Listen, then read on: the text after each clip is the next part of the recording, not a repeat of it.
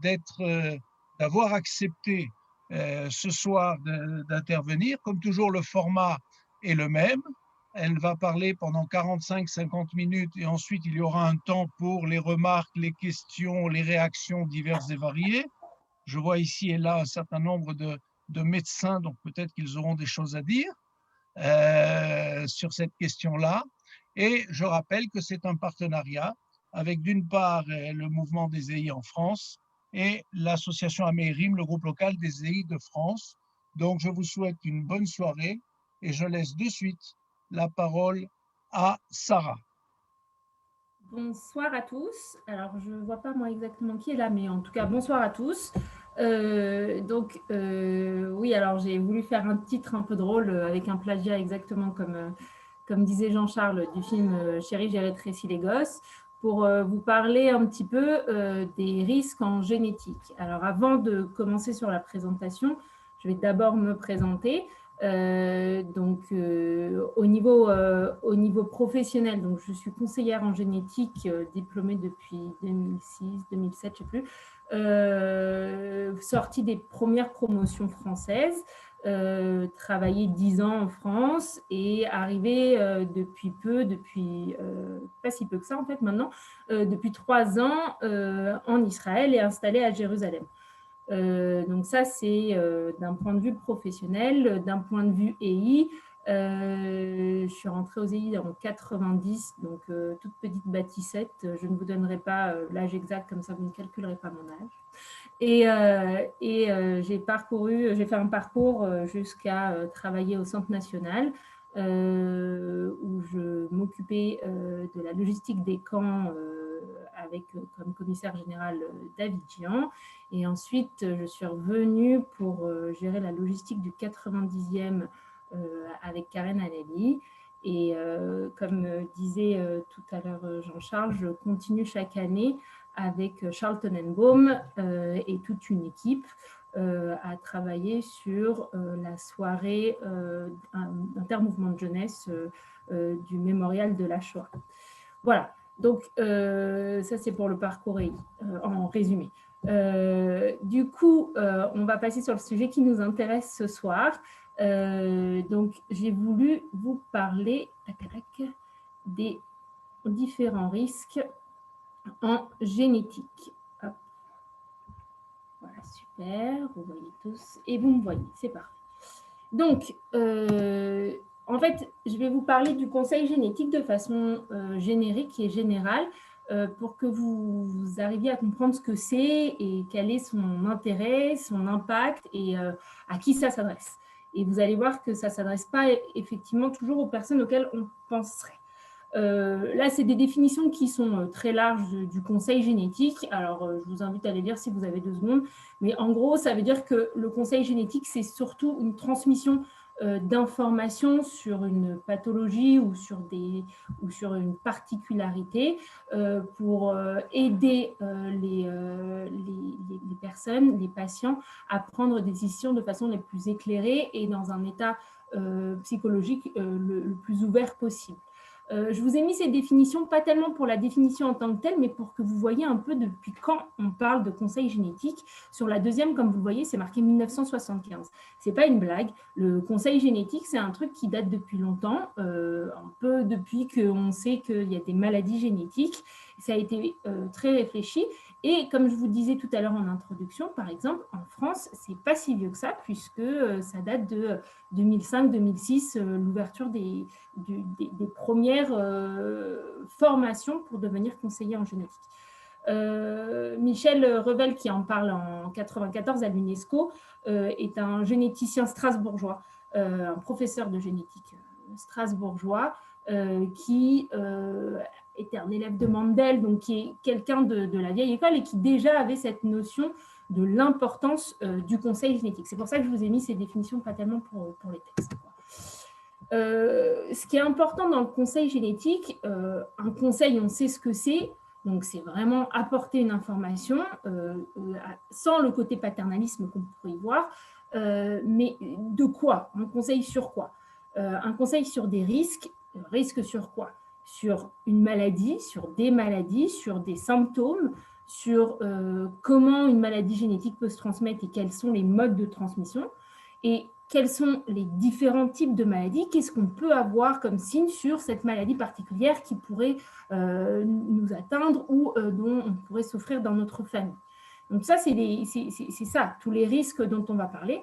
Donc ça peut sembler comme un coup de tonnerre dans un ciel bleu, mais au moins on informe sur la totalité des informations. Et pourquoi on informe et pourquoi on fait tout ça? C'est surtout pour, derrière, avoir de la prévention. La prévention en termes larges, c'est-à-dire aussi bien un suivi. Donc, s'il y a besoin de mettre en place un suivi qui soit, je ne sais pas, tous les 6 mois, tous les ans, tous les 10 ans, même des choses, ou tous les 5 ans, des fois, il n'y a pas besoin d'un suivi très, très proche, mais ce suivi peut des fois permettre de prendre les choses en amont et donc éviter l'apparition de symptômes trop graves, de prendre les choses tôt. Ces informations, la prévention dans l'information, ça permet, comme je vous expliquais tout à l'heure, de relativiser aussi les choses. On a une information, ok, on l'avale, on la digère, on peut en reparler, le conseiller en génétique est aussi là pour ça, pour essayer de répondre à toutes les questions. Donc s'informer soi-même et informer aussi sa famille, ça on en parlera un peu plus tard, qui est aussi un point très important du conseil génétique. Et pourquoi on doit faire aussi ça? C'est parce qu'il ne faut pas négliger autre chose. Ce n'est pas parce que, j'en sais rien, on a une maladie génétique dans la famille qu'on n'a pas le droit d'avoir du diabète ou qu'on n'a pas le droit d'avoir autre chose. Donc, il faut bien savoir, un, faire la part des choses, et deux, se dire qu'il y a des suivis différents qui doivent être mis en place, qui peuvent être concomitants, par exemple. Donc ça, c'est important. Tout ça sont des notions vraiment importantes auxquelles on réfléchit avant de donner un conseil génétique. Le conseil génétique, il peut aller sur plusieurs points. Il y a différents conseils génétiques. En fait, ce n'est pas différents conseils génétiques, c'est surtout différents sujets. On peut travailler dans beaucoup de services différents et on peut travailler en lien avec beaucoup de services différents. Alors, un conseiller en génétique, soit il est spécifique à un type de conseil génétique, de l'oncogénétique, donc de la génétique des cancers par exemple, soit du prénatal, soit il peut être aussi transverse dans un hôpital et être appelé par la pédiatrie, la neurologie, la neuropédiatrie, par l'ophtalmologie, voilà, et être plutôt transverse. Donc là, je vais essayer de vous exposer, ce n'est pas du tout une liste exhaustive, puisqu'il en manque, mais je ne voulais pas que ça soit un, trop rébarbatif et deux, trop listing. Donc là, j'ai essayé de cibler des choses qui pourraient nous intéresser. Donc, on va parler de différents types de conseils génétiques et vous allez voir que dans l'absolu, alors je vous spoil un peu, dans l'absolu, c'est souvent la même chose, mais ce n'est pas abordé de la même façon ou ça n'arrive pas au même moment de la vie. Par exemple, évidemment, le plus clair, le prénatal. Quand on fait un prénatal, on est en prénatal. Ok, merci Sarah. Ça veut dire qu'on est pendant la grossesse. On peut être aussi en préconceptionnel, donc c'est avant la grossesse. Et là, j'en ai pas beaucoup parlé, mais c'est aussi un autre type de conseil génétique. Sur le prénatal, que je voulais vraiment aborder, ça peut être n'importe quand dans la grossesse. C'est bien pour ça qu'il y a un suivi pendant toute la grossesse. On n'est pas suivi qu'au début ou à la fin de sa grossesse. En France, on a 3 échographies qui sont prévues, premier, deuxième, troisième trimestre. En Israël, il y en a une de plus qui est intercalée vers 16 semaines de grossesse, mais qui permet aussi de mettre en place ce suivi. Donc, quand on arrive à ces échographies-là, en général, on est super content de se dire « Oh là là, qu'est-ce qu'on va voir? On va voir le sexe du bébé, on va pouvoir envoyer des photos à papy, à mamie, etc. » Super. Sauf que des fois, on arrive et en fait, il y a quelque chose qui ne fonctionne pas, ce qu'on appelle des anomalies à l'échographie. Et dans ces cas-là, je vais beaucoup le redire, mais c'est beaucoup ça le conseil génétique. C'est vraiment un coup de tonnerre dans un ciel bleu, c'est-à-dire qu'on ne s'y attend pas du tout et on tombe de haut et on arrive dans une réalité qui n'est pas la nôtre. Et du coup, le conseiller en génétique et l'équipe entourant les patients est là pour ça. Et c'est souvent un travail d'équipe. Pour le prénatal, en France, c'est avec un CPDPN, un centre pluridisciplinaire de diagnostic prénatal. Et on travaille tous ensemble, donc ça comporte aussi bien des sages-femmes, des échographistes, des médecins gynécologues, des pédiatres, des néonatologistes, des psychologues, les laboratoires avec lesquels on travaille, donc aussi tout le côté labo, et les conseillers en génétique. Et tout ça, toute cette équipe-là, avec les anomalies échographiques, va se poser des questions. Quelle est la particularité du conseiller en génétique ou du généticien à ce niveau-là? C'est d'avoir la petite ampoule qui s'allume et te dit, ah, attention, il y a des anomalies, une ou des anomalies échographiques. Est-ce que vous avez posé des questions aussi sur l'histoire familiale? Parce que est-ce que ces anomalies à l'échographie ou cette anomalie à l'échographie, elle est isolée, ou est-ce qu'elle est à prendre en charge avec d'autres éléments? Donc, nous, on arrive en disant, attention, n'oubliez pas de demander l'histoire familiale. Donc, ça, c'est un point.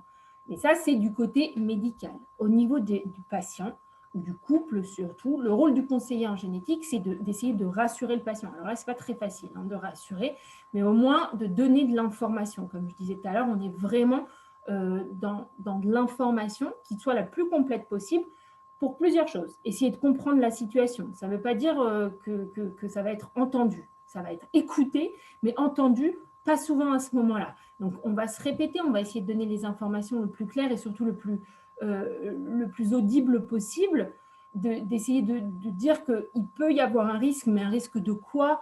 Il s'évalue à combien? Ce n'est pas toujours évident de comprendre ce que c'est une évaluation de risque, parce que ce n'est pas du tout concret, c'est quelque chose qui peut être très abstrait dans la tête des gens. Alors, je ne sais pas, on va vous dire, il y a un risque sur 32, là je parle en particulier de la mucoviscidose, que vous soyez porteur. Bon, c'est comme s'il y avait un enfant dans une classe de CE1 qui soit porteur de.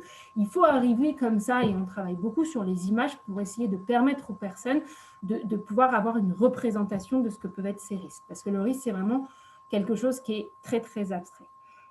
Une fois que toutes ces informations sont assimilées, en une fois, en deux fois, parfois même en trois fois, ensuite, on décide est-ce qu'on poursuit les examens ou pas, est-ce qu'on décide dès maintenant, au vu de la gravité des anomalies, d'interrompre la grossesse ou pas, et qu'on se dit, attends, il faut quand même faire des examens complémentaires. Voici les examens qu'on peut vous proposer. Est-ce que c'est des examens qui sont invasifs, c'est-à-dire avec un risque pour le fœtus, qui est souvent un risque tout à fait contrôlé, ou pas? Est-ce que, enfin voilà. Donc, toutes ces choses-là sont discutées à ce moment-là. Le prénatal, c'est un moment qui est très particulier pour plusieurs choses, comme type de conseil génétique. C'est particulier parce qu'on arrive à un moment de vie qui est très particulier, qui est censé être heureux. Et là, on n'arrive pas souvent avec des nouvelles heureuses, mais qui des fois ont un bon dénouement. Mais en tout cas, sur le moment de la grossesse, clairement, les mères arrivent souvent en nous disant qu'on leur a un peu pourri leur grossesse, entre guillemets. Et surtout, on arrive à quelque chose qui est, encore une fois, dans l'abstrait. Il n'y a pas que le risque qui est abstrait, on est sur un fœtus, donc on n'est pas sur un enfant qu'on peut regarder, qu'on peut retourner, qu'on peut faire marcher, qu'on peut faire parler. On n'est que sur des images qui sont des images pas toujours évidentes à interpréter. Donc, il y a ces deux côtés d'abstrait. Donc, le prénatal, c'est très particulier, mais moi, je trouve ça extrêmement intéressant comme type de conseil génétique. Un autre conseil génétique, comme je vous disais tout à l'heure, on peut être aussi amené à être appelé en pédiatrie ou à travailler en pédiatrie. Et là, on va surtout se situer sur les retards des acquisitions, ou un retard de marche, ou un retard de parole, un retard de motricité fine, c'est-à-dire d'arriver à prendre correctement les objets, un enfant qui va rester dans son coin.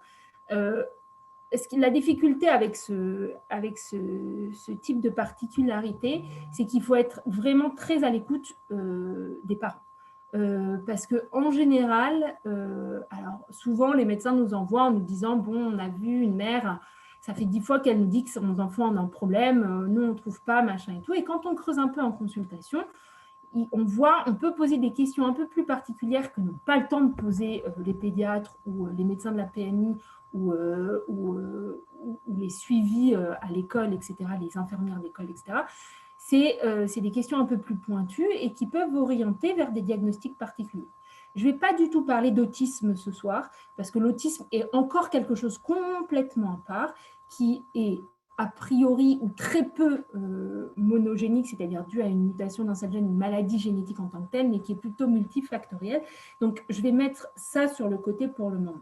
D'accord? Donc, ne vous inquiétez, ça peut vous sembler un peu bizarre, mais vraiment, c'est un sujet qui est trop large et j'essaye de rester focus pour que ça reste très clair. La parole du parent ou des parents et leur ressenti sur leurs enfants, sur les problèmes ou sur les périodes d'acquisition, c'est assez important parce que des fois, ils ne sont même pas conscients qu'il y avait un problème. Et puis, en fait, c'est la maîtresse qui a dit « Bon, moi, je trouve qu'il a quelques difficultés vous ne voulez pas aller demander au pédiatre ?» Et là, le pédiatre nous envoie, etc. Mais les parents, c'est ton premier gosse, tu ne te dis pas attends, moi, je pensais qu'avant tel mois, il se passait ça, avant tel mois, il se passait ça. Bon, tu ne sais pas, tu attends. Et du coup, il est vraiment important, encore une fois, de rassurer les parents en leur disant vous êtes là, c'est ça l'essentiel, et maintenant, on va faire ce qu'il faut. Les raisons de ces consultations, c'est soit des retards des acquisitions, comme je vous expliquais tout à l'heure, soit des retards des acquisitions plus autre chose. Et ça, souvent, c'est des choses qui vont être familiales. Je ne sais pas, on a plein de grains de beauté dans la famille, ou je ne sais pas, on a quelques particularités, les yeux très écartés, on a des problèmes dentaires qui sont connus, enfin voilà, des anomalies qui, pris l'un sans l'autre, pourraient ne parler à personne, mais nous, on va se poser des questions. Alors, quand je dis nous, en général, sur ces sujets-là, un conseiller en génétique, il ne travaille pas seul. Ce n'est pas lui qui fait un diagnostic, c'est un généticien. Mais on travaille en binôme, moi j'ai toujours travaillé comme ça, en binôme avec un généticien pour avancer. Le rôle du conseiller en génétique dans ces cas-là, c'est surtout de faire l'anamnèse, donc de poser les bonnes questions. L'anamnèse, c'est de faire l'arbre généalogique. Donc, de poser les bonnes questions pour avoir les bonnes informations. Pas seulement combien vous avez de frères et sœurs, est-ce qu'il y en a qui sont décédés, mais plutôt est-ce qu'il y a des retards, est-ce qu'il y en a qui sont, par exemple, dans des classes particulières. Ah oui, alors mon frère, ses enfants, ouais, alors ils n'ont jamais réussi à finir et à avoir le bac, ils ont toujours été réorientés. Il y en a un qui était dyslexique, l'autre qui était dyspraxique. Enfin, voilà, des problématiques comme ça. Qui nous vont nous intéresser, mais des questions n'ont jamais été posées auparavant. Excusez-moi. Ensuite, pendant ces consultations, on va décider ou en tout cas réfléchir à une orientation vers un diagnostic ou pas. D'ailleurs, il ne faut pas croire que dans la majorité des cas, on a une idée tout de suite de ce qui peut se passer.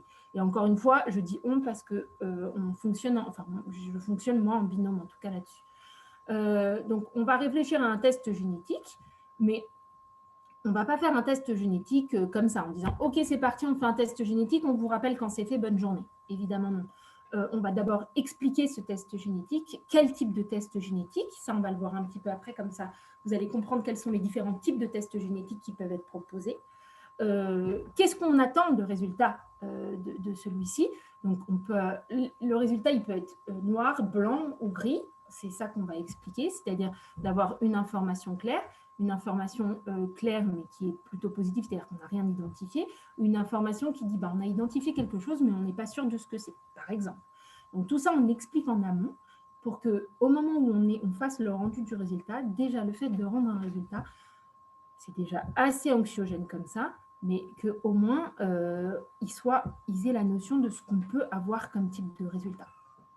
Pourquoi on fait toutes ces analyses et pourquoi on fait tout ça?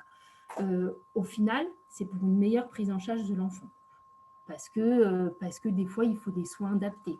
Ergothérapeute, orthophoniste, psychomotricité, plein de choses comme ça qui peuvent être apportées en aide pour essayer que l'enfant puisse se développer au mieux. La deuxième chose, c'est qu'une fois qu'on a un résultat, si on a un résultat, c'est de se poser la question du risque de transmission familiale.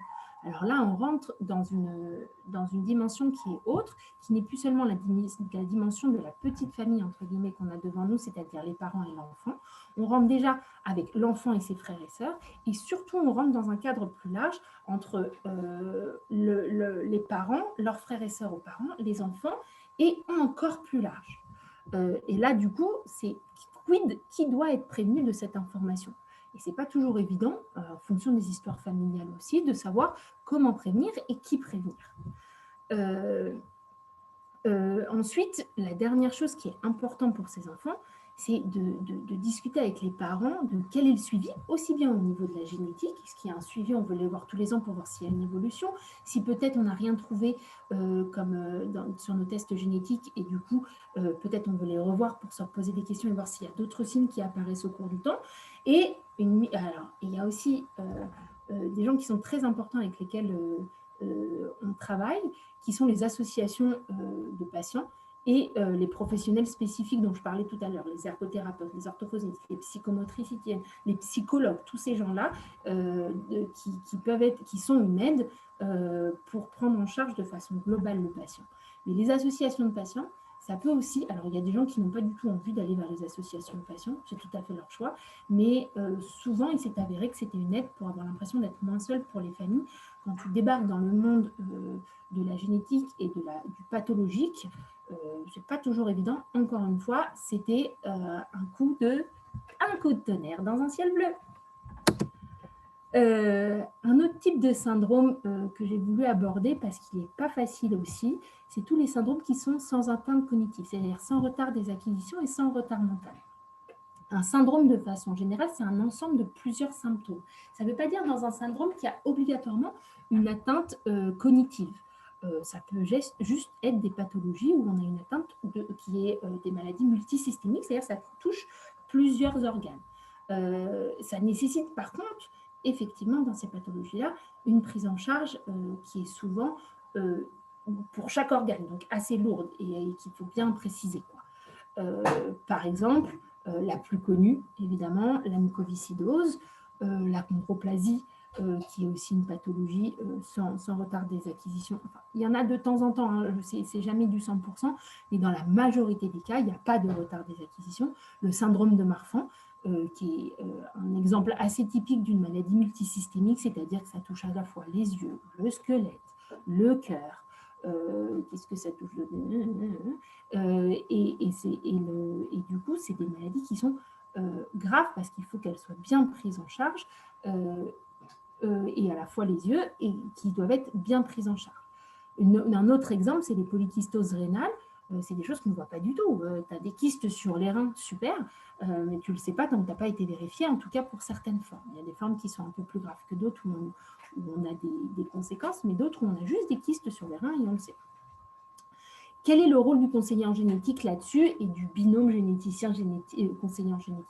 C'est toujours la même chose, une anamnèse très précise, donc de bien faire un arbre généalogique, de bien tout vérifier, et en posant des questions spécifiques quand on a une orientation. Et souvent, là même, les gens arrivent avec plutôt un diagnostic préposé dans le sens où ma cousine vient de m'appeler, c'est la catastrophe, sa fille a telle pathologie, du coup, est-ce que moi j'ai un risque de l'avoir? Est-ce que mes enfants ont un risque de l'avoir? Donc, on sait de quoi on parle, de quelle pathologie on parle, et du coup, le conseil génétique, il est, entre guillemets, plus facile, il est plus blanc ou noir. C'est-à-dire, si on connaît la mutation qu'il y a dans la famille, on est capable de dire, ben voilà, on va tester cette mutation-là. Si elle est présente chez vous, voilà quels sont les risques et voilà à qui il va falloir transmettre. S'ils n'y sont pas, et ben ça s'arrêtera à vous. Il n'y a pas de risque pour vos enfants, pour votre descendance. Voilà, donc ça, c'est des choses qui sont un peu plus faciles. Et encore une fois, c'est comme je disais tout à l'heure, on s'appuie toujours sur les professionnels de santé avec lesquels on travaille et les associations de patients qui sont vraiment une aide sur ce type de pathologie. Alors, un autre type de maladie aussi, c'est les maladies à déclenchement tardif. Souvent, on entend parler surtout des maladies neurodégénératives, comme la chorée de Huntington, la maladie de Steiner, l'ataxie, enfin bref, des ataxies, qui sont des maladies où tout va bien, et puis un jour, on commence à avoir des petits signes, et puis on se pose des questions de ce qu'on a, et puis là, on se rend compte de ce que c'est quand on fait le diagnostic. Alors, on pourrait rentrer aussi dans ces pathologies-là, Parkinson ou Alzheimer, mais les formes génétiques de ces pathologies-là, dont je viens de parler, elles sont assez rares. Ce n'est pas la majorité, mais c'est la même entrée dans la pathologie, c'est-à-dire avec d'abord des petits signes, des pertes, et ensuite on arrive à faire un diagnostic. Quand on en arrive à la génétique, on y arrive par deux portes. Soit parce qu'on a déjà des signes de la maladie et du coup, il faut faire un test génétique pour avoir la mutation. Vous allez me dire, mais pourquoi? De toute façon, si j'ai la pathologie, j'ai déjà des signes, pourquoi je vais me prendre la tête à connaître ma mutation? Ce n'est pas que pour vous. Ça permet aussi des fois d'orienter, parce que des fois, une mutation particulière peut faire un sous-groupe de certaines pathologies, mais c'est surtout pour les apparentés, que ça soit encore une fois les enfants, ou que ce soit les apparentés au niveau horizontal, les frères et sœurs, ou au-dessus, les parents, les oncles et les tantes, et les cousins, cousines. Bon, on arrive à un arbre généalogique assez rare, assez grand, pardon. C'est aussi le cas pour les polykystoses dont je vous parlais tout à l'heure, surtout les polykystoses dominantes, polykystose rénale dominante. Et dans ces cas-là, ça peut commencer assez tardivement, mais comme c'est dominant, c'est un truc qui se transmet de façon verticale autour des générations. Et du coup, on peut en être porteur sans même en être conscient et donc le transmettre. Comme les anomalies cardiaques, avec les anomalies des anévrismes de l'aorte, de l'aorte ascendante, excusez-moi, qui peuvent aussi être comme ça sous des formes dominantes. Alors, comme je vous disais, soit on arrive et on a déjà fait un problème, soit rénal, si on a fait un problème cardiaque et qu'on a vu qu'il y avait un petit problème aortique, en général, on est déjà pris en charge. L'anévrisme est déjà pris en charge. Donc là, on arrive pour essayer de se dire est-ce que c'est familial ou pas, est-ce qu'il y a un risque pour mes apparentés. Ou alors, on arrive, et là, c'est les diagnostics qu'on appelle présymptomatiques, c'est-à-dire avant le moindre signe. Et je reviens à mon expression de tout à l'heure, c'est encore un coup de tonnerre dans un ciel bleu. C'est-à-dire, votre cousine, elle vous a appelé en vous disant alors voilà, je voulais te dire, on vient de me découvrir une chorée de Huntington, c'est une maladie génétique, comme tes parents et mes parents sont déjà décédés, peut-être que toi aussi tu es porteur, voilà, bonne journée. On te donne un résultat, débrouille-toi avec ça. Oups, c'est pas toujours évident. Évidemment, la première réflexe de chaque patient, c'est d'aller voir sur Internet ce qui se passe. Et là c'est plus qu'un coup de tonnerre, c'est une tempête dans un ciel bleu, quoi. Donc, le but, c'est vraiment, le conseil génétique là, c'est vraiment d'expliquer ce que c'est la pathologie. De bien arriver à dire que, attention, ce que vous avez lu sur Internet, c'est souvent les formes les plus graves. On peut en arriver là, mais aujourd'hui, on a aussi des informations qui nous permettent, ou des médicaments, des essais thérapeutiques qui nous permettent de pouvoir peut-être limiter ou aller un petit peu plus loin, etc., etc. Donc, il y a plein de choses qui peuvent être comme ça proposées. Donc, le rôle du conseiller génétique, c'est de bien expliquer la pathologie et aussi d'expliquer quel est le risque de transmission et le mode de transmission. Parce qu'on va dire, ah oui, c'est sûr, alors voilà, ça veut dire quoi? Ça veut dire qu'elle m'a dit, tes enfants, c'est sûr, ils vont l'avoir. Non, pas du tout. On va reprendre les choses correctement et on y va et on explique. Le test génétique, en général, il faut vérifier si les gens sont prêts, quand on est dans du présymptomatique, à avoir un résultat de test génétique, quel qu'il soit, positif ou négatif. Des fois, le test génétique positif, c'est-à-dire qu'on n'est pas porteur de la particularité familiale, est des fois plus difficile à accepter par la personne parce que du coup, elle se sent exclue de l'histoire et de la filiation familiale, par exemple. Donc, ce n'est pas toujours si évident que ça. Donc, c'est les tests, les diagnostics présymptomatiques, c'est souvent fait autour de prise en charge par des équipes spécialisées avec des psychologues, avec des gens qui sont formés spécifiquement pour le test présymptomatique. C'est fait sur plusieurs consultations, pas seulement sur une, et c'est fait que sur des personnes majeures. Alors, le majeur, je mets des guillemets, parce que c'est surtout des personnes, ça peut être si une personne de 16 ans arrive en disant, écoutez, je veux absolument savoir, mon père est mort d'une chorée de Huntington quand il avait 45 ans et ça m'angoisse, c'est plus fort que moi, j'y pense tout le temps. Évidemment, on va réfléchir à lui donner un résultat dès 16 ans et on n'attendra pas 18 ans. Mais ça nécessitera une réflexion en équipe et un suivi psychologique derrière. Donc, c'est vraiment important. Ce qui est important aussi d'expliquer, c'est que ces résultats, alors aujourd'hui, on s'est beaucoup amélioré là-dessus, que ce soit en Israël ou en France, surtout en France, parce qu'en Israël, ils n'ont jamais été très longs là-dessus, mais en France, on était très, très longs là-dessus, sur les temps de résultats qui pouvaient être parfois d'années. Et ça, c'est assez compliqué à gérer quand c'est des tests de présymptomatiques. Aujourd'hui, on est plutôt autour de quelques semaines, voire quelques mois d'attente. Mais ce temps d'attente, il est vraiment très costaud et on reste à la disposition, les équipes restent à la disposition des patients qui sont dans cette attente. Et évidemment, le rendu de résultat il se fait encore une fois en équipe. Et moi, j'ai fait plusieurs fois un rendu de résultat accompagné d'un psychologue parce que l'histoire familiale était vraiment très compliquée, par exemple. Donc, il faut savoir et on est capable de pouvoir s'entourer. Ensuite, le dernier point, comme je le disais au début sur ces maladies, c'est comment on le transmet dans la famille.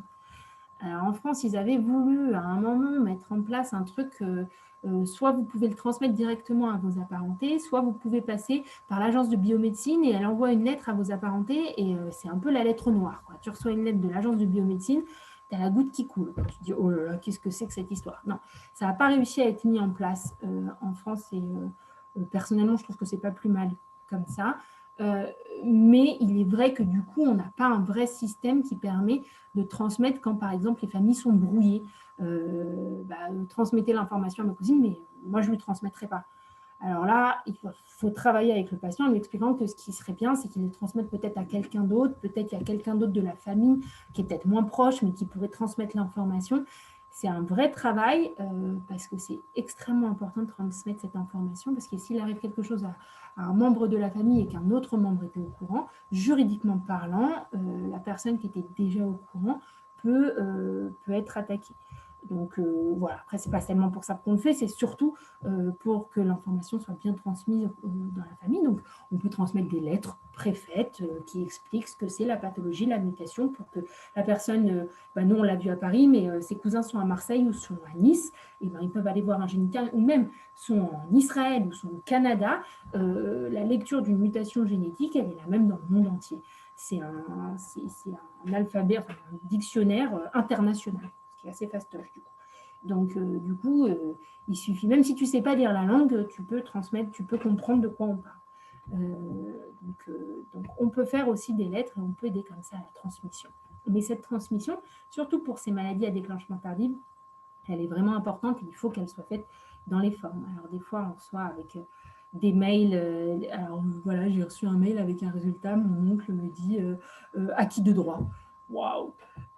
Enfin voilà, mais on peut transmettre, s'il y a besoin d'aide à transmettre cette information, des lettres type un peu plus soft et un peu plus enrobées pour transmettre une information qui est, elle, un peu costaud. Une autre partie du conseil génétique qui, lui, est une très, très grosse partie, qui est l'oncogénétique. Donc là, on part dans tout ce qui est des prédispositions au cancer. Alors, les plus connus, alors surtout dans la population juive, ça va être BRCA1 et BRCA2, qui sont des prédispositions au cancer du sein, au cancer de l'ovaire ou au cancer du pancréas et du mélanome. Enfin, c'est tout un panel comme ça. On va y revenir un petit peu après. HNPCC qui est tout ce qui est cancer colorectaux, NEM qui sont les cancers de la thyroïde et VHL qui est un syndrome qui réunit des cancers qui sont à la fois du système nerveux central, de la rétine, du rein, du pancréas. Bref. On se dit souvent l'histoire familiale est parlante. Eh bien, méfiez-vous, pas toujours.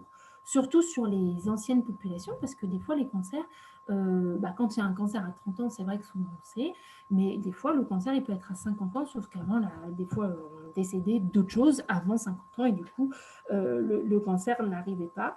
L'âge d'apparition est souvent aussi un très bon indicateur, comme je vous disais, quand on a un cancer à 30 ans, on se dira plus, il y a une possibilité que ça soit génétique que quand on a une famille avec que des cancers à 80 ans, quoique, quand il y a je ne sais pas, sur 20 membres d'une famille, 15 qui ont eu un cancer du sein à 80 ans, on va quand même se poser la question, parce que ça semble bizarre qu'il y en ait tant que ça.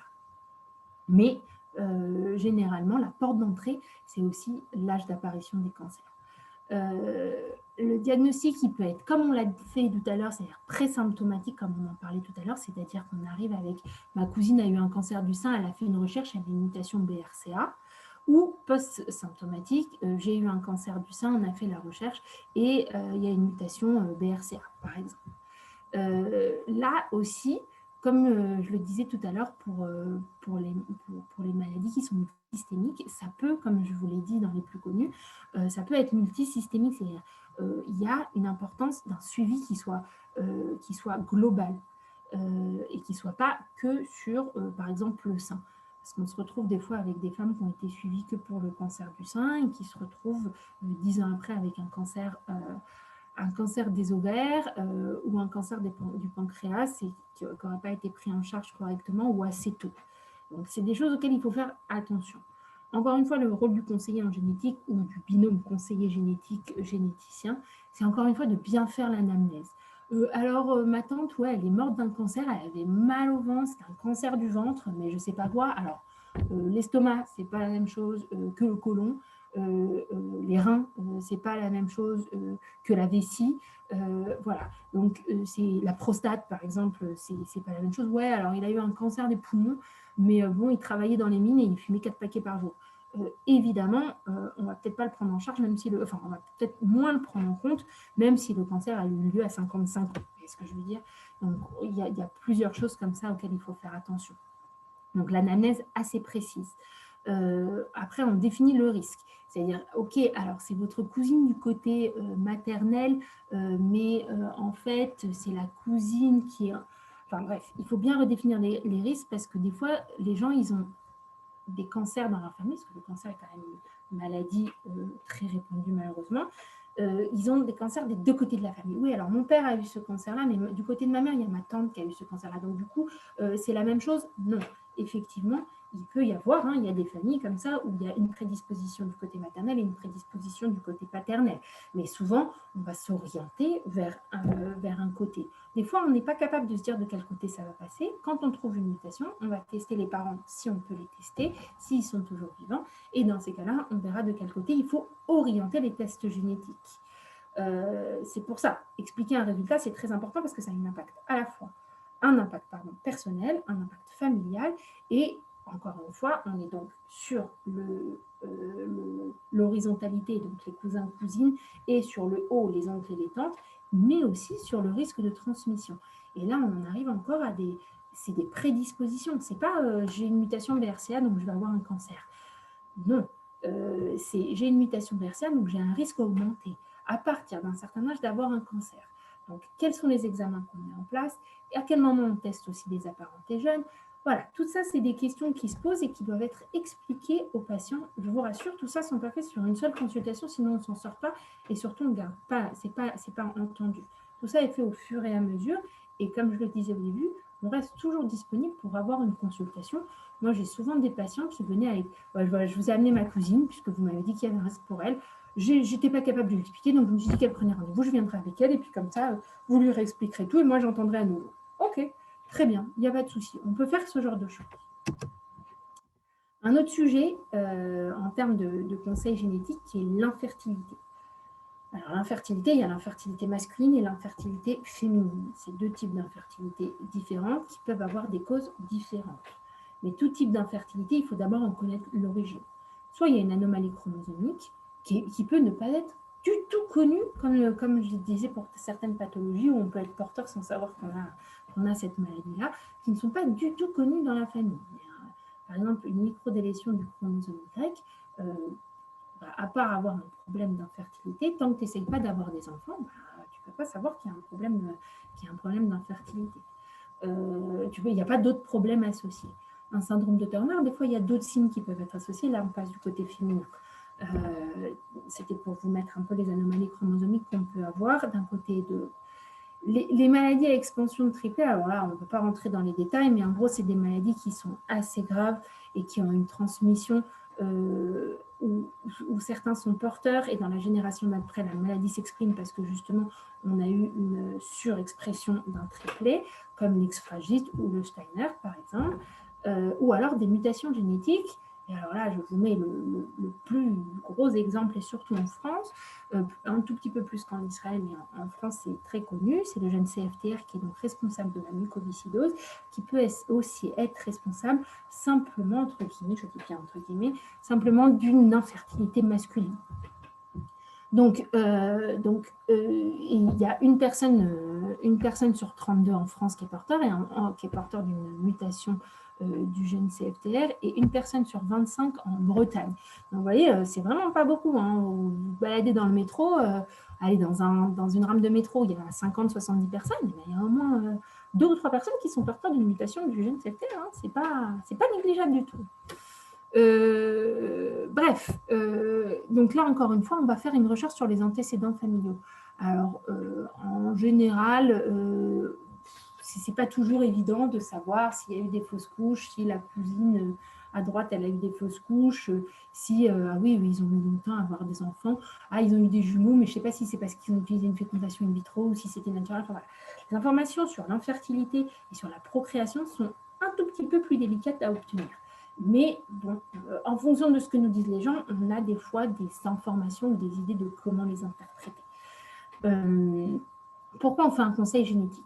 Alors là, on va vous parler de plusieurs choses, parce que ça aussi, je reprends mon expression, ça reste un coup de tonnerre dans un ciel bleu. Tadam, monsieur, il y a une microdélétion du chromosome Y, c'est pour ça qu'au niveau de votre spermogramme, c'était pas très... voilà. Bref. Ah, donc c'est de ma faute. Alors non, on n'est pas du tout dans une culpabilisation de c'est de ma faute ou pas de ma faute.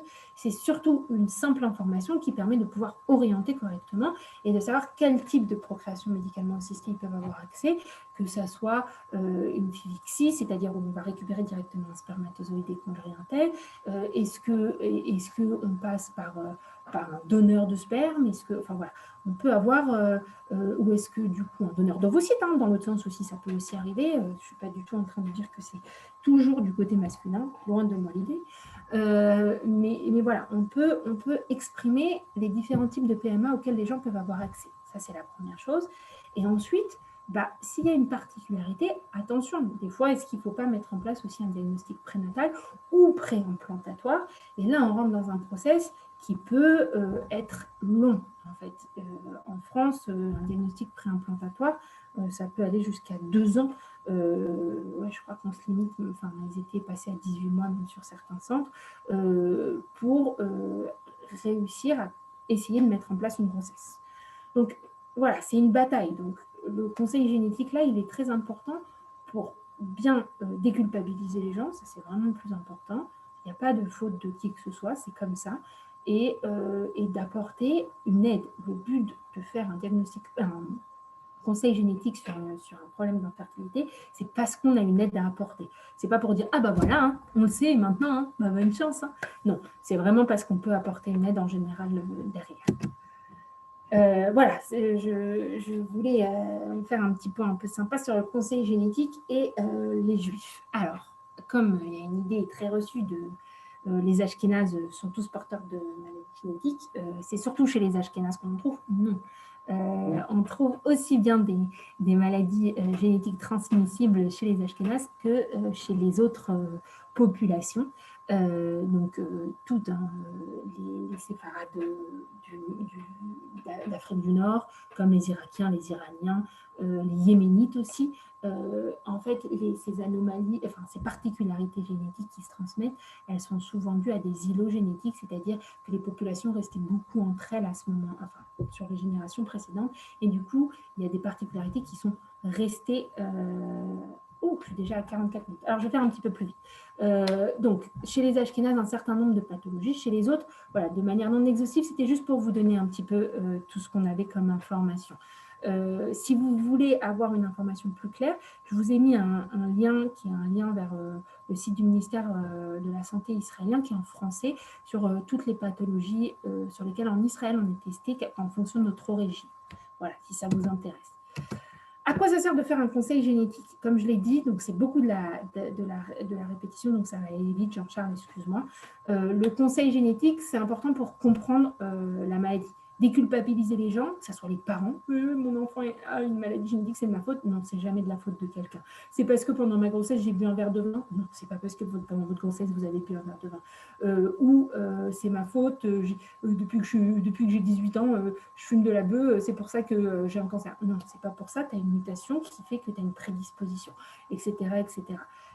Alors, pourquoi on fait ça? Pour bien comprendre la maladie, déculpabiliser les gens, avoir une prise en charge globale, c'est-à-dire en France, on a ce qu'on appelle des centres de référence maladies rares.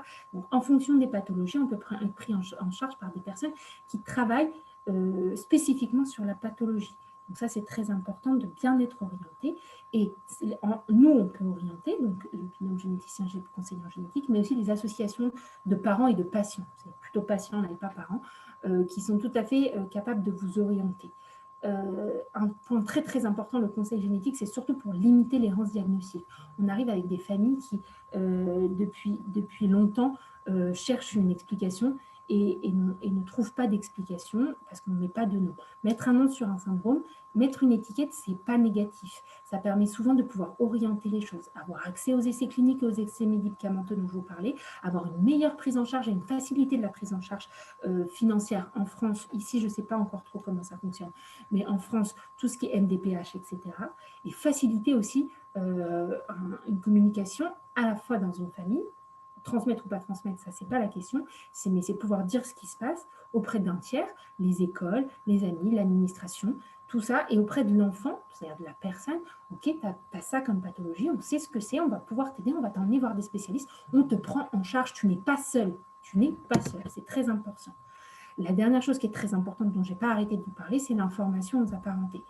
Il faut toujours bien communiquer avec les apparentés, parce que c'est important pour le dépistage, comme je vous l'expliquais tout à l'heure sur le présymptomatique, pour la prise en charge, quand après il y a des grossesses qui vont être mises en place, qu'on ait bien les informations si on doit faire du diagnostic préimplantatoire ou du diagnostic prénatal, pour avoir un suivi adapté et éviter une perte de chance. Vous saviez que vous aviez une prédisposition au cancer du sein, vous n'avez pas prévenu votre cousine, elle fait un cancer du sein à 35 ans, c'est un peu, enfin voilà, elle aurait pu se faire suivre et être prise en charge, peut-être avec un cancer du sein, mais peut-être plus tôt. Pour communiquer, ça je vous l'ai déjà dit aussi, pour communiquer avec les apparentés, courrier, consultation, nous on met des lettres en place avec, comme je vous expliquais, le nom de la mutation, le nom du syndrome, le contact scientifique qui est capable de pouvoir donner l'information, et cette lettre, elle peut passer à travers le monde. Toute personne sera capable de la comprendre. Toute personne, généticien ou conseiller en génétique, ou même médecin, sera capable de la comprendre. Il y a un truc que font très très bien les associations de patients, c'est de mettre en place des livrets d'informations qui permettent de transmettre une information qui est très claire et très accessible. Le conseiller en génétique, voilà, c'est un interlocuteur privilégié pour aider dans toutes ces démarches autour de la maladie identifiée. Et si la maladie n'est pas identifiée, de pouvoir vous aider à qu'elle soit bien reprise à chaque nouvelle avancée. Alors, je vais passer du coup sur les techniques d'analyse puisque je ne vais pas avoir le temps. Je vais juste vous montrer la dernière diapo, voilà, pour que vous compreniez bien. Les analyses, elles peuvent être multiples. Elles sont à la fois cytogénétiques, c'est-à-dire au niveau des chromosomes, et à la fois au niveau de l'ADN, donc au niveau moléculaire. Alors la première, ça va être un karyotype, c'est là où juste on va compter les nombres de chromosomes, regarder en faisant une petite peinture sur les chromosomes si on a bien le nombre de chromosomes, et ensuite on va passer à un zoom, pas un zoom comme on est là, mais un zoom, pour essayer d'avoir accès à ce qu'on appelle une CGHRE, donc de voir les micro-remaniements, c'est-à-dire s'il y a un plus ou un moins au niveau des chromosomes, ou sinon on va passer sur des analyses génétique au niveau du génome. Et là, dans ces analyses génétiques-là, on va étudier le gène et voir s'il n'y a pas une faute d'orthographe qui ne permet pas que le gène soit compréhensible. Ça, c'est les différentes analyses. Si vous voulez, on en reparlera à un autre moment. S'il y a des questions là-dessus, je peux y revenir. Il y avait quelques informations là-dessus. Mon expérience personnelle, et je finis là-dessus, le conseil génétique en France et en Israël. En France, donc j'ai 10 ans d'expérience, donc je sais, et je suis passée par plusieurs services, donc je sais comment ça fonctionne. Mais en Israël, j'ai commencé à pouvoir accéder au conseil génétique à NKRM et j'espère pouvoir commencer un stage rapidement pour faire mon boulot d'ici peu. En France, ça se passe qu'en hôpital, le conseil génétique. Alors, la génétique en tant que telle, même médicale, c'est une spécialité médicale, excusez-moi, que depuis 1999. Les conseillers en génétique, alors vous voyez, c'est que 2006. Les tests ne sont pas gratuits, entre guillemets, c'est-à-dire qu'ils sont pris en charge par la communauté. Donc, c'est toujours pris en charge par l'hôpital. Et ça dépend des équipes médicales, donc c'est beaucoup dépend de l'équipe médicale qui choisit quelles sont les analyses qui vont être faites. Et les résultats sont assez longs parce que les laboratoires sont encore une fois des choses qui sont nationalisées. Donc, ils arrivent tous de la France entière ou voire de l'Europe entière pour certains types de tests. Donc, les tests peuvent être un peu longs. En Israël, on a deux types de consultations. On a les consultations qui peuvent avoir lieu en copatrolyme, donc dans des centres médicaux ou à l'hôpital. Ça, c'est un peu au choix de chacun. Et des fois, en copatrolyme, on repasse en hôpital. Ça peut aussi arriver parce que la problématique est trop spécifique. En copatronyme, ça permet de parler de tout ce dont on a vu qui sont des particularités faciles, enfin des conseils génétiques faciles à gérer. Mutation de BRCA, un problème de délétion du chromosome Y, enfin, ce genre de choses qui sont des choses qu'on peut facilement faire rapidement. Le conseil génétique, il existe depuis 1964 en Israël. C'est pour vous dire, on n'est vraiment pas du tout sur le même timing. Et la première formation, elle a été commencée en 97. Donc, avant même que la génétique soit reconnue comme une spécialité médicale en France, en Israël, on faisait déjà une formation spécifique. Donc, c'est pour vous dire. Et par contre, les tests qui sont proposés, il y a une autre problématique qui rentre en ligne de compte, c'est le financement de ces tests-là, qui est proposé aussi en fonction des possibilités de chacun. Alors, il y a des choses qui sont prises en charge par les copatronymes, mais des fois, il peut y avoir des tests qui ne sont pas complètement pris en charge et du coup qui demandent une prise en charge par les patients. Et du coup, il peut y avoir une perte de change par un problème pécunier, quoi. Donc ça, c'est une autre problématique. Et beaucoup de choses sont faites avec l'étranger, avec un gros laboratoire en particulier qui s'appelle Invita, avec lequel ils bossent beaucoup ici. En conclusion, et je m'arrête, promis Jean-Charles, excuse-moi, ce que j'essayais de vous dire, le conseil génétique, c'est pas que pour les autres. Ça peut toucher n'importe qui, n'importe quelle famille. C'est pas une tare, c'est pas un problème. Il faut juste se dire que, OK, il y a des gens qui peuvent nous aider, c'est ça qui est important.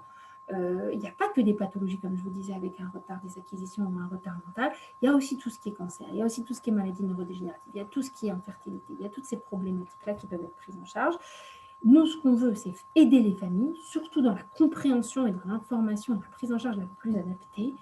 Et, et voilà, le but est, comme je le disais dans mon titre, de rétrécir les risques. C'est-à-dire d'arriver à vous dire, ah bah voilà, vous faites partie d'une famille où il y a telle pathologie, mais vous, ça ne vous touche pas, et vous et votre descendance, il n'y a pas de risque pour cette pathologie-là en particulier. Ou oui, il y a un risque pour vous, et dans ces cas-là, voilà la prise en charge. Je m'arrêterai là. Merci beaucoup. Désolée si j'ai dépassé le temps, j'avoue, et merci de votre écoute. Aucun souci, Sarah. Et reprends ta respiration, bois un grand coup, tranquillement, tranquillement. On est entre amis, donc il n'y a aucun souci là-dessus. Merci beaucoup de ce tour d'horizon qui est à la fois, je dirais, qui a touché un certain nombre de sujets, pour lesquels il y a beaucoup de réactions. Enfin, il y a pas mal de réactions. Je t'invite à regarder le chat. Il y a un certain nombre de questions, des questions techniques et puis des questions d'éthique. Paul Sidoun pose la question, quelles sont les zones troubles du conseil génétique? Limite entre eugénisme et prévention des maladies. Après, alors, l'eugénisme, on n'est pas dans un format d'eugénisme. Ça peut être dit comme de l'eugénisme, mais chacun a accès à une information qui lui permet de prendre une décision. Il y a des gens qui décident complètement de ne pas faire de tests génétiques, par exemple en prénatal surtout, et qui décident que quoi qu'il arrive, ils veulent aller au bout de la grossesse et ils iront au bout de la grossesse. C'est aussi un choix. Mais l'eugénisme, si c'était obligatoire. Là, on est dans un système où on laisse le choix aux gens. Donc, il n'y a pas d'eugénisme. C'est juste avoir toute l'information qui permet de pouvoir prendre, quelle que soit la décision, d'avoir toutes les informations qui permettent de bien prendre une décision. Alors, une autre question de la même personne, je crois que ça prolonge, y a-t-il une obligation de transmettre l'information? Et Catherine continue en disant à quoi cela sert-il? J'essaie de retrouver sa question, mais si ça ne peut pas être soigné, pourquoi informer les personnes? D'accord. Alors, en France, oui. Alors, ici en Israël, je ne répondrai pas, je n'ai pas le côté juridique, je ne le connais pas bien. Je pourrais vous répondre dans quelques mois, j'espère. Mais en France, oui, aujourd'hui, si on n'informe pas un apparenté d'une prédisposition, il y a eu une jurisprudence qui a été faite, je ne me souviens plus du cas, mais en gros, c'était une mutation qui prédisposait au cancer et la famille n'a pas été prévenue et un cancer est survenu chez une personne assez jeune et qui en est décédée et du coup, Et du coup, il y a eu une accusation de perte de chance et qui a été, enfin, j'ai pas les termes techniques juridiques et je m'en excuse. S'il y a des juristes dans la place, avec plaisir. Mais du coup, qui a été retenu comme une vraie perte de chance à ce moment-là. Donc, Là, j'ai retrouvé la question de Catherine. À quoi sert de savoir qu'on a une mutation, maladie génétique, si on ne peut rien faire? Traitement, prévention, et si ça ne débouche pas sur un conseil génétique prénatal? Alors, premièrement, parce qu'il n'y a pas que le prénatal, il y a aussi toute la famille. Donc, savoir qu'on a une information, qu'on a une mutation génétique, ça nous permet d'avoir une information à transmettre à ses cousins, ses cousines, etc. Si on est seul, si on est vraiment seul, hein, ce qui peut aussi arriver, il faut voir si la pathologie en question est une pathologie qui n'est pas multisystémique et qui ne peut pas avoir un suivi qui permet une meilleure vie, quoi. C'est-à-dire, des fois, il ne suffit pas de grand-chose. Je ne sais pas, par exemple, je vais prendre la fièvre méditerranéenne, par exemple. Le traitement à la colchicine, eh ben, c'est un traitement qui fonctionne pour un certain nombre de personnes, pas pour tous, hein, mais qui peut être une aide et qui peut marcher pendant un certain temps pour permettre d'avoir un meilleur niveau de vie pendant un certain temps. Par exemple. Mais ce que je veux dire par là, c'est que avoir une information, c'est juste de pouvoir être pris en charge de façon globale. Après, avoir une information sur une mutation génétique à un moment M, ça ne veut pas dire que peut-être on est capable de pouvoir faire quelque chose au moment donné, mais par la suite, 1 an, 2 ans, 3 ans, 10 ans plus tard, eh ben, peut-être qu'avoir cette information-là aura un impact sur la prise en charge. Et je n'ai pas eu le temps de finir, mais c'est aussi ça. Il y a toutes les nouvelles ouvertures qui sont par exemple la pharmacogénétique, c'est-à-dire que certaines mutations pourraient avoir un impact sur les traitements et sur certains types de traitements. Il y a tout ce qui touche aussi à ce qui est de l'épigénétique, etc. Enfin bref, il y a d'autres choses qui peuvent rentrer en ligne de compte. Donc après, on a tout à fait le droit aussi de ne pas vouloir de cette information. C'est pas un problème. C'est au moins vous savez que vous avez accès à pouvoir avoir cette information. Vous ne voulez pas l'avoir, et ben vous avez fait le choix de ne pas l'avoir. C'est aussi un choix, mais au moins c'est un choix éclairé. Alors, Jean Pisanté, qui a dû nous quitter parce qu'il avait un autre Zoom, s'intéresse à la question de savoir et souhaite que tu précises plus quel est ton rôle clinique. Qui suit les gens? Est-ce qu'il y a un suivi psychologique? Est-ce qu'il y a une assistance sociale? Qui suit les gens une fois qu'ils ont l'information? Alors, j'ai essayé de le dire, mais ça dépend où on se situe. Si on se situe, en fait, en général, les gens sont pris en charge par des équipes qui sont pluridisciplinaires. Donc oui, il y a un suivi psychologique qui est proposé. Alors, comme je l'expliquais tout à l'heure, quand on est sur des pathologies neurodégénératives, il est même quasiment imposé pour le test, mais pas pour le suivi après. Il y a un suivi psychologique dans les équipes particulières, donc ça oui. Il peut y avoir un suivi social et qui est fait aussi. Alors, je ne vais pas dire que tout est rose, hein. Des fois, c'est très compliqué d'avoir accès. Le dossier doit être monté par les personnes, mais les médecins sont là derrière pour faire les lettres. Les équipes sont là pour aider à transmettre les informations. Et du coup, ça permet d'aider, mais il n'y a pas toujours une aide globale au niveau social, je veux parler. Et ensuite, on n'est toujours pas dans le monde des bisounours. Il est vrai qu'il n'est pas toujours facile d'avoir accès, par exemple, aux psychomotriciennes ou aux ergothérapeutes. Des fois, il faut des mois pour avoir un rendez-vous, il faut batailler. Mais quand on a un diagnostic, il est vrai que le système de sécu, en tout cas français, est plus enclin à aider quand on a un nom de diagnostic que quand on n'en a pas. C'est une réalité. Ok, merci beaucoup. Juste au passage, tu le verras, mais il y a une fan qui dit merci Massara, c'est très clair. Elle s'appelle Nicole. Je te laisse découvrir. Merci maman. Il y a des fans comme ça, voilà, c'est bien.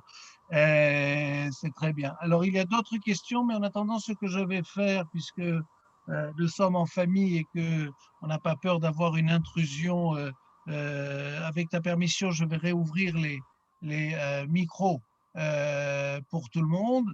Comme ça, ceux qui le souhaitent pourront prendre la parole dans le bon ordre, s'il vous plaît, puisqu'il nous reste encore quelques minutes. Alors, on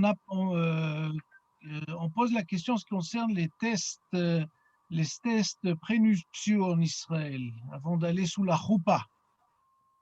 Oui. Alors, les tests prénuptiaux, c'est quoi la question par rapport à ça? Est-ce que ça existe? Est-ce qu'il faut le faire obligatoirement? Alors, il faut que je la retrouve. Alors,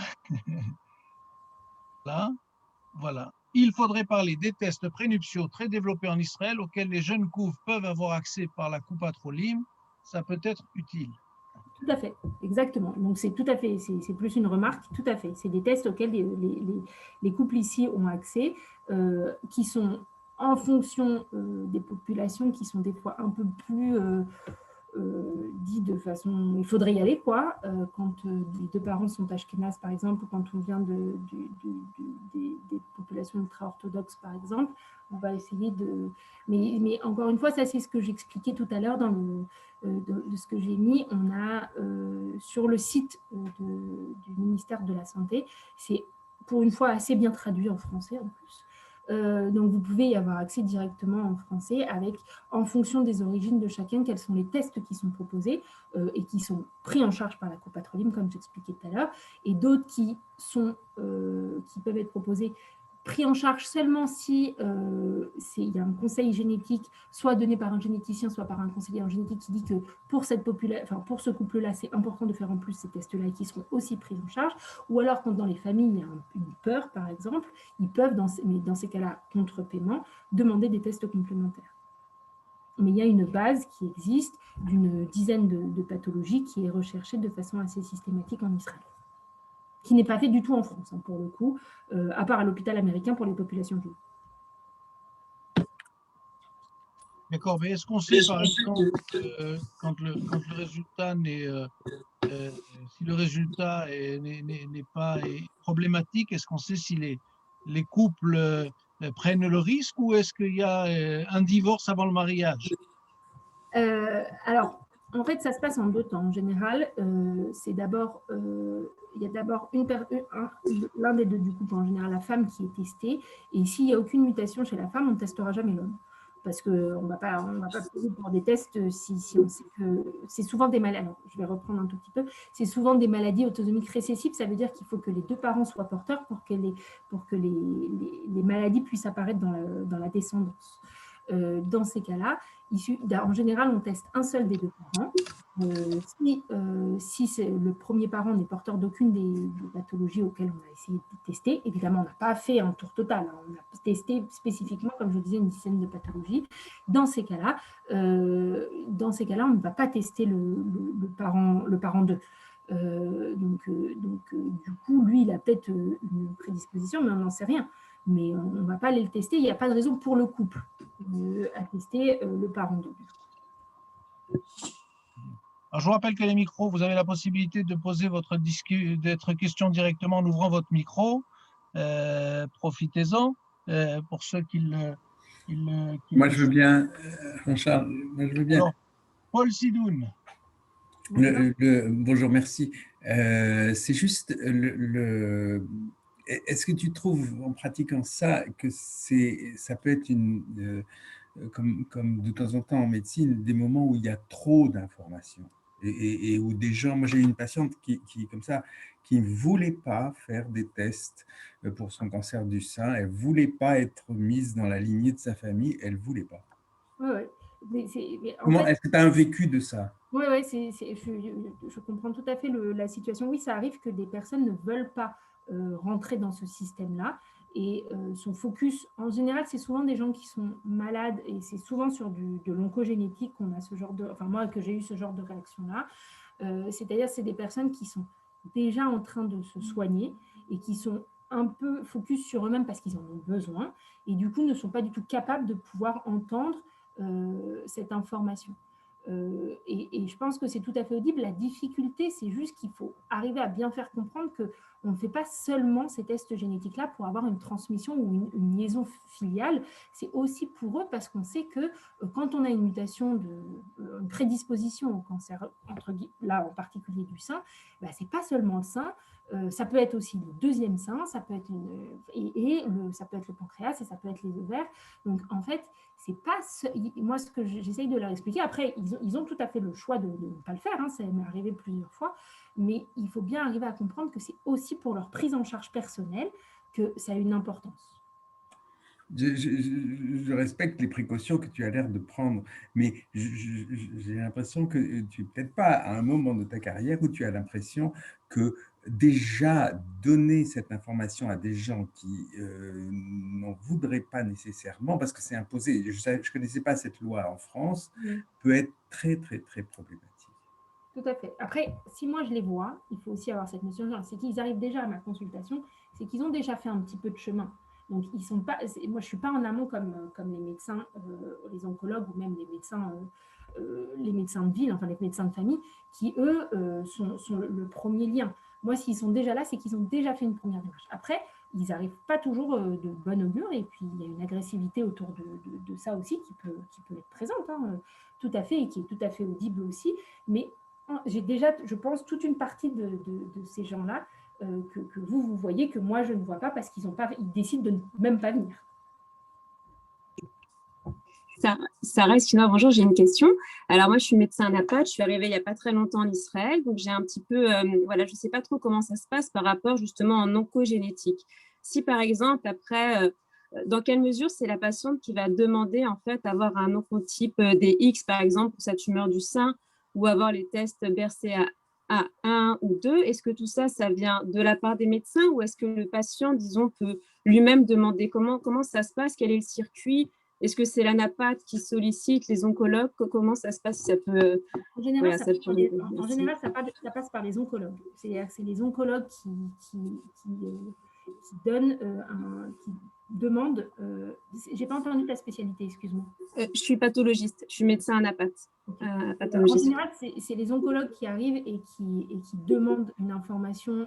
Alors, pour ceux qui ne sont pas familiers de la problématique de la cancérologie, il y a deux choses importantes génétiques en cancérologie, c'est qu'on va étudier à la fois la tumeur et à la fois la personne, mais de façon indépendante, parce qu'on peut trouver des choses différentes aussi bien sur la tumeur, parce que par principe, une tumeur, elle c'est un peu olé olé, elle fait un peu ce qu'elle veut avec ses gènes, donc ce qu'on trouve sur la tumeur n'est pas toujours tout à fait représentatif de ce qu'on va trouver chez la personne, mais il est important de faire des tests génétiques sur une tumeur parce que c'est ce qui peut, comme j'en ai un tout petit peu parlé, c'est ce qui peut aider aussi à ce qu'on appelle la pharmacogénétique, c'est-à-dire d'orienter les traitements en fonction de ce qu'on va trouver sur une tumeur. Ce qu'on va trouver sur une tumeur, de temps en temps, ça peut orienter sur ce qu'on a de façon constitutionnelle, c'est-à-dire dans toutes nos cellules de mutation, et du coup, au niveau de la transmission, ou pas. Et dans ces cas-là, on teste à la fois la tumeur et à la fois la personne. Donc, en général, c'est l'oncologue ou l'équipe d'oncologie plutôt qui va dire, OK, là, il faut qu'on teste la tumeur parce qu'on en a besoin pour le traitement. Et à côté, on va les envoyer vers une consultation de génétique parce que cancer du pancréas à 45 ans, parce que cancer du sein multifocal avec des cancers particuliers et du coup avec une histoire familiale. Moi, j'ai déjà eu sa sœur aussi qui est déjà venue pour un cancer. Donc, on y va et on lance un conseil génétique. Donc, en fait, en général, c'est plutôt l'équipe d'oncologie qui est le lien pour retransmettre vers la pathologie. Et la pathologie, c'est plutôt du traitement. Donc, la gestion de la tumeur, c'est plutôt du traitement. Et le conseil génétique, c'est eux aussi qui demandent soit que la personne prenne rendez-vous, et encore une fois, dans ces cas-là, on en loupe certains qui décident de ne pas venir, soit le service prend rendez-vous directement parce que les gens sont complètement dans une période de leur vie où ils sont complètement assistés. Et juste une précision, ça veut dire que si la patiente, je reviens à la patiente avec son cancer du sein, qui veut faire un oncotype DXL, qui va le payer, ou c'est la Coupatrolim qui va prendre en charge parce que c'est des tests extrêmement chers? Alors, c'est une bonne question. Je pense que si c'est justifié, alors si j'ai bien compris, hein, après il y a peut-être des gens qui sont dans l'Assemblée beaucoup mieux renseignés que moi là-dessus, mais ce que j'ai compris moi de ce que j'ai vu, c'est que si une demande était faite par un médecin et qu'elle était justifiée et justifiable, dans ces cas-là, elle pouvait être prise en charge par la Coupatrolim. Merci beaucoup. Merci beaucoup, Sarah. Et sur le chat, Jocelyne Nakash du Moshav Nichen a écrit qu'il y a à Jérusalem le Machon, l'Institut Poua, qui s'occupe de questions de poriout et de médecine, suivant la halakha. Ils sont situés à Givat Shaul pour ceux qui sont intéressés. Donc, Et il y a un francophone, David, oui, oui. j'ai oublié son nom. David, c'est son nom de famille. Oh. Je le connais très bien, le rabbin Benjamin David. Voilà, c'est ça. Voilà, tout à fait. Voilà. Alors, une question de Jessica. Est-ce que l'on peut demander, elle parle de la France, un conseil en génétique sans être suivi sur une pathologie en particulier pour de la prévention? Alors, avoir une consultation de génétique sans avoir un début d'information n'est pas très pertinent pour plusieurs raisons. Après, ça dépend mais parce que quand on parle de maladies génétiques, on parle de milliers de maladies. Enfin, il y a 5000 maladies, environ 5000 maladies génétiques monogéniques, sans parler des maladies de prédisposition, ce genre de choses. Donc, arriver en consultation de génétique sans avoir une idée précise de ce qu'on veut, c'est un peu compliqué. Mais aujourd'hui, et ça je l'ai déjà eu en consultation, les gens arrivent avec des tests génétiques faits à l'étranger, comme des exomes complets, c'est-à-dire qu'ils ont envoyé un peu de salive en Chine ou aux États-Unis, où on leur a fait un criblage complet de leur génome, donc on a été tout regardé, et là, ils arrivent avec un résultat en disant, alors on m'a renvoyé ça comme résultat, il paraît que j'ai telle ou telle prédisposition à ça, qu'est-ce que ça veut dire? Et chez ma femme, on trouve ça et ça. Alors oui, ça peut arriver, dans ces cas-là, c'est des consultations qui arrivent sans avoir une demande particulière à la base. Mais arriver sans aucune demande, c'est un peu compliqué. Après, si, je ne sais pas, il y a une problématique dans ma famille, mon père est décédé de telle chose et mon oncle aussi, à peu près au même âge, et je me pose des questions, évidemment, on a le droit de demander une consultation de génétique, sans problème. Mais on peut toujours aussi commencer par passer par son médecin généraliste qui te dira ou alors moi je pense pas que, ou alors oui peut-être tu as raison, vas-y, et dans ces cas-là on voit après. Voilà. Merci beaucoup. Je voudrais peut-être te laisser la parole pour une forme de conclusion, en tout cas pour cette session. Oui. Merci, hein, sympa. Non, que vous dire, je reste à disposition pour toute question complémentaire et pour toute explication complémentaire si ce n'était pas très clair ou s'il y a besoin d'informations en plus. J'espère avoir réussi à être claire et surtout d'essayer de jouer sur cette fameuse prévention, c'est-à-dire d'arrêter de penser que ça n'arrive qu'aux autres et que arriver en conseil génétique, c'est pas obligatoirement être malade et c'est surtout pas obligatoirement avoir un retard mental. Voilà. Merci beaucoup. Merci Sarah. Il est clair que c'était peut-être difficile particulièrement d'avoir à donner autant d'informations avec d'une part un public qui était composé en partie de spécialistes et d'autre part de béotiens, comme moi. En tout cas, je pense, comme l'a dit Nicole, qu'on a appris des choses et effectivement que l'on peut aller plus loin si l'on veut.